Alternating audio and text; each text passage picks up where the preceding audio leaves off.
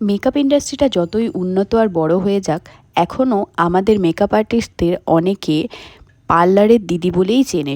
সাদা ভূত না সাজলে তাদের মনেই হয় না যে তারা পার্লারের দিদির কাছে সেজেছে। আমি আমার কেরিয়ারে যতগুলো কাজ করেছি তার মধ্যে সবাই স্কিন টোন অনুযায়ী সাজতে চায়। কারোর যদি সাদা ভূত হয়ে যায় বা এক স্টোন যদি ফেয়ার হয়ে যায় তাহলে কিন্তু তারা আপত্তি করে। কিন্তু যে কথাগুলো আমি প্রথমে বললাম সেই কথাও আমায় অনেক জায়গায় শুনতে হয়েছে, যে তুমি তো যা সাজিয়েছো মনে হচ্ছে ঘরে সেজেছি, পার্লারের দিদির কাছে সেজেছি সেটা তো মনেই হচ্ছে না। একটু সাদা নাম মনে হলে তাহলে কি মনে হয় যে আমরা পার্লারের দিদির কাছে সেজেছি? তোমরা কারা কারা মনে করো যে স্কিন টোন অনুযায়ী সাজাটা ভালো, আর কারা কারা মনে করো যে সাদা ভূতের মতো সাজাটা ভালো? এটা আমাকে একটু কমেন্ট বক্সে জানিও। আর হ্যাঁ, তোমরা নিশ্চয়ই আমার কাজ দেখেই আমাকে বুকিং করছো। যদি তোমাদের মনে হয় যে তোমরা সাদা ভূতের মতো সাজবে, তাহলে প্লিজ তোমরা আমাকে বুকিং করো না।